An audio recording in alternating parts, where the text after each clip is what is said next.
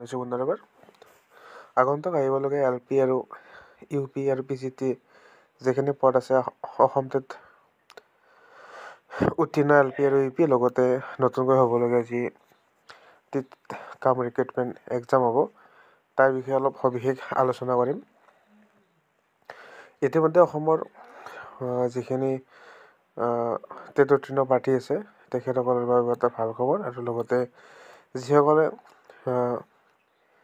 BA বা BEd আৰু MA পাছ কৰি BEd আছে তেখেতসকলৰ বাবে এটা ভাল খবৰ।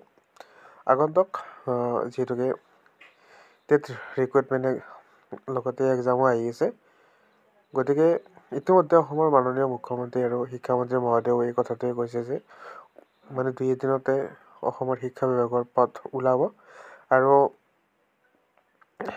যোৱাকালি বা পৰহি এখন মিটিঙতে এই কথাটো উল্লেখ কৰিছে।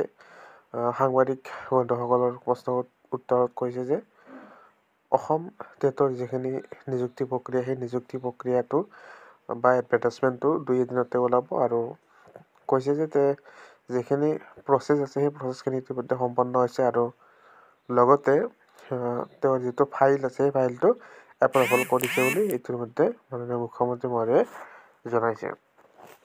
এতিয়া কথাটো হ'ল অসম যিটো এডভাৰটাইজমেণ্ট সেই এডভাৰটাইজমেণ্টটো কেতিয়া প্ৰকাশ কৰিব, ডিচেম্বৰত প্ৰকাশ কৰিব নে ইলেকশ্যনৰ পিছত হ'ব। এতিয়া কথাটো হ'ল চাওক বন্ধুসকল, যিহেতুকে মন্ত্ৰী মহোদয়ে কৈছে যে 2 এদিনতে প্ৰকাশ হ'ব, গতিকে 2 এদিনতে প্ৰকাশ হ'ব এডভাৰটাইজমেণ্টটো, কিন্তু যিখিনি GT PGT টিচাৰ আছে সেই টিচাৰখিনি আচলতে দেৰি হ'ব এডভাৰটাইজমেণ্টটো মুকলি হোৱাত, কাৰণ GT PGT যিহেতুকে এক্সাম হ'ব লগতে ইতিমধ্যে কোনো ধৰণৰ চিলেবাছো দিয়া নাই, গতিকে এই চিলেবাছ দিয়াৰ পিছত আৰু পৰীক্ষা হ'ব আৰু পৰীক্ষা হোৱাৰ পিছতো বহুত সময় লাগিব, চিলেকশ্যন প্ৰচেছটো দীঘলীয়া হ'ব, গতিকে GT PGTৰ যিখিনি এডভাৰটাইজমেণ্ট সেই এডভাৰটাইজমেণ্টটো হয়তো অলপমান দেৰি হ'ব পাৰে।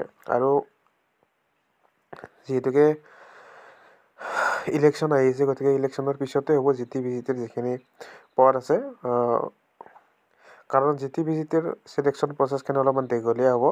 আৰু ইতিমধ্যে অসমৰ মাননীয় মুখ্যমন্ত্ৰী মহোদয়ে কৈছে যে কম দিনৰ ভিতৰতে যিহেতুকে টিচাৰ ভেকেঞ্চি ওলাব প্ৰায় 10,000মান পদৰ বাবে। ইতিমধ্যে যিখিনি আছাম পুলিচেই হওক বা ADAR হওক সেইখিনি পদ ওলাই গৈছে আৰু লগতে এতিয়া শিক্ষা বিভাগৰ পদ 10,000 পদ ওলাব বুলি মুখ্যমন্ত্ৰী মহোদয়ে কৈছে। এতিয়া কথাটো হ'ল এই 10,000 পদখিনি LP UP নে GT PGT গোটেইখিনি সামৰি থাকিব, সেইটোৱে মেইন কথা। কিন্তু শুনামতে 10,000 পদটো LP আৰু UPৰ কাৰণে হ'ব, কাৰণ GT PGTৰ কাৰণে যিহেতুকে এক্সাম হ'ব, গতিকে দীঘলীয়া প্ৰচেছ হ'ব। আৰু যিহেতুকে শিক্ষামন্ত্ৰী মহোদয়ে কৈছে যে অতি কম দিনৰ ভিতৰতে এডভাৰটাইজমেণ্টটো প্ৰকাশ হ'ব, গতিকে এডভাৰটাইজমেণ্ট প্ৰকাশ হোৱা মানে LP UPৰ হয়তো খুব সম্ভৱ LP UPৰে পদ ওলাব, বাকী GT PGTৰো ওলাব, কিন্তু অলপ লেট হ'ব, কাৰণ GT PGTৰ যিহেতু প্ৰচেছটো অতি দীঘলীয়া। যিয়ে নহওক হয়তো 10,000 পদৰ ভিতৰত LP UP বা GT PGTও আহিব পাৰে, কিন্তু সঠিকটো এতিয়া ক'ব পৰা হোৱা নাই, কাৰণ ডিটেইলছটো ক্লিয়াৰিফিকেশ্যন হোৱা নাই যে ক'ত কিমান পদ ওলাব। আৰু GT PGTৰ যিহেতুকে চিলেবাছেই এতিয়ালৈকে দিয়া নাই, গতিকে খুব সম্ভৱ GT PGTৰ চিলেকশ্যন প্ৰক্ৰিয়াটো দেৰি হ'ব। আৰু এটা ভাল খবৰ, যিসকল BTR অঞ্চলৰ টেট উত্তীৰ্ণ প্ৰাৰ্থীসকল তেখেতসকলৰ বাবে ভাল খবৰ। 2 এদিনতে BTRতো এডভাৰটাইজমেণ্ট প্ৰকাশ পাব 1200 পদৰ বাবে। ইতিমধ্যে এই পদসমূহ চেঞ্চৰ হৈ গৈছে, যিহেতুকে মুখ্যমন্ত্ৰী মহোদয়ে এখন মিটিঙতে কৈছে যে খুব কম দিনৰ ভিতৰতে BTR অঞ্চলতো শিক্ষক নিযুক্তি প্ৰক্ৰিয়া হ'ব LP আৰু UPৰ বাবে। গতিকে বিশেষ এটা চিন্তা কৰাৰ কোনো কাৰণ নাই, যিহেতুকে পদসমূহ ওলাবই কম দিনৰ ভিতৰতে। বাকী এতিয়া এডভাৰটাইজমেণ্টটো ক'ত কিমান ওলাব সেইটো সঠিককৈ ক'ব পৰা নাই। GT PGT আৰু LP মুঠ মিলি 10,000 নাই, অকল LP আৰু UPতে 10,000 হ'ব, আৰু এইটো ক্লিয়াৰিফিকেশ্যন হ'ব পৰা নাই এতিয়ালৈকে, কিন্তু পদ দি ওলাব সেইটো খাটাং। হয়তো ডিচেম্বৰ মাহতে আপোনালোকৰ এই পদসমূহ ওলোৱাৰ পূৰ্ণ সম্ভাৱনা আছে। গতিকে যিটো এই কথাষাৰ শিক্ষামন্ত্ৰী মহোদয়েও কৈছে আৰু মুখ্যমন্ত্ৰী মহোদয়েও যিহেতুকে কথাটো উল্লেখ কৰিছে। এতিয়া পদসমূহ যদি ডিচেম্বৰ মাহতে তেতিয়াহ'লে চিলেকশ্যন প্ৰচেছটো হয়তো ইলেকশ্যনৰ আগত হ'ব আৰু যদিহে এইটো মাহত তেতিয়াহ'লে আমাৰ চিলেকশ্যন প্ৰক্ৰিয়াটো গৈ পেলাই দেৰি হ'ব, কাৰণ যিহেতুকে ইলেকশ্যন আহি আছে। গতিকে তাৰ আগত যদি সোনকালে এডভাৰটাইজমেণ্ট দিয়ে তেতিয়াহ'লে হ'ব। গতিকে এতিয়া শিক্ষা বিভাগৰ ফালৰ পৰা এডভাৰটাইজমেণ্ট যেতিয়া আহে তেতিয়াই আমি ইয়াৰ সঠিকভাৱে গম পাম। এতিয়া কথাটো হ'ল LP আৰু UPৰ আৰু চিটেট যিখিনি প্ৰাৰ্থী ইতিমধ্যে উত্তীৰ্ণ হৈ আছে তেখেতসকলৰ বাবে খুব ভালেই খবৰ। ক'ব গ'লে যদিহে 10,000 পদ দিয়ে তেতিয়াহ'লে হয়তো যথেষ্ট কেণ্ডিডেটসকলে চাকৰি লাভ কৰিবলৈ সক্ষম হ'ব। আৰু যিহেতুকে এক্সট্ৰাকৈ GT/PGTৰ ৰিক্ৰুইটমেণ্ট এক্সাম হ'ব, তেখেতসকলেও প্ৰিপাৰেশ্যনটো কৰাটো খুবেই দৰকাৰ। কিন্তু এতিয়ালৈকে যদিহে চিলেবাছটো দিয়া নাই, কিন্তু অলপমান পঢ়াৰ কাৰণে অলপমান দিগদাৰ হৈ আছে। গতিকে যদি চিলেবাছটো আহে তেতিয়াহ'লে পঢ়িবলৈ ভাল হ'ব GT/PGT যিখিনি কেণ্ডিডেট আছে।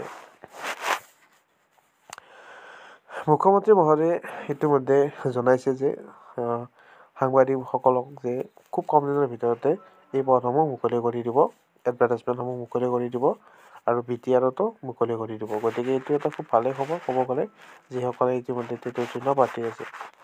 আৰু এডভাৰটাইজমেণ্টটো সোনকালে দিলেই ভালেই হয়। যিখিনি আমাৰ বয়স যাওঁ হৈ আছে সেইখিনি সকলৰ বাবেও ভাল খবৰ। যদিহে আমাৰ এডভাৰটাইজমেণ্টটো ডিচেম্বৰ মাহতে প্ৰকাশ হয়, হয়তো তেতিয়াহ'লে তেখেতসকলেও এপ্লাই কৰাৰ এটা চান্স পাব, যিসকলে ইতিমধ্যে বয়স পাৰ হওঁ অৱস্থাত আছে। যিহেতুকে এই শিক্ষা বিভাগৰ নিযুক্তি বহুদিনেই হ'ল, এতিয়ালৈকে দিম কৰি দিয়াই নাই। হয়তো 2 এদিনত কৈছে, কিন্তু টাইমো লাগি যাব পাৰে। কিন্তু এতিয়া কথাটো হ'ল যেতিয়া এডভাৰটাইজমেণ্ট আহে তেতিয়াহে আমি ভালদৰে এইটো গম পাম, কাৰণ ইতিমধ্যে বহুবাৰ তেনেকুৱা হৈছে দিম কৰি পদসমূহ মুকলি কৰি দিয়া নাই। হয়তো এইবাৰ দিব পাৰে, আৰু মুখ্যমন্ত্ৰী মহোদয়ে কৈছে, কাৰণ তেখেতে যিকোনো কথা এনেই নকয়। গতিকে এটা খুব পচিবিলিটি এটা আছে এডভাৰটাইজমেণ্টটো যে খুব কম দিনৰ ভিতৰতে ওলাব। তো গতিকে চিন্তা কৰাৰ কোনো কাৰণ নাই। এডভাৰটাইজমেণ্টটো যদি সোনকালে মুকলি হয় তেতিয়াহ'লে ভাল হ'ব প্ৰতিটো কেণ্ডিডেটে, কাৰণ আগন্তুক আৰু নতুনকৈ চিটেট পৰীক্ষা অনুষ্ঠিত কৰা হ'ব। যদিহে হয় তেতিয়াহ'লে পুনৰ আৰু এই নিযুক্তি প্ৰক্ৰিয়াত তেখেতসকলেও অংশগ্ৰহণ কৰিব। তেতিয়াহ'লে যিসকল কম নম্বৰ পাই আছে তেখেতসকলৰ অলপমান দিগদাৰ হ'ব। সেইটোৱে এডভাৰটাইজমেণ্টটো প্ৰকাশ পোৱা অত্যন্ত জৰুৰী। যদিহে ভিডিঅ'টো ভাল লাগিছে অনুগ্ৰহ কৰি শ্বেয়াৰ আৰু ছাবস্ক্ৰাইব কৰিব নাপাহৰিব। আৰু পৰৱৰ্তী সময়ত আমি যিকোনো আপডেট আহিলে আমি এই ভিডিঅ'টোত জনাই দিম। তো আজিলৈ ইমানে, ধন্যবাদ।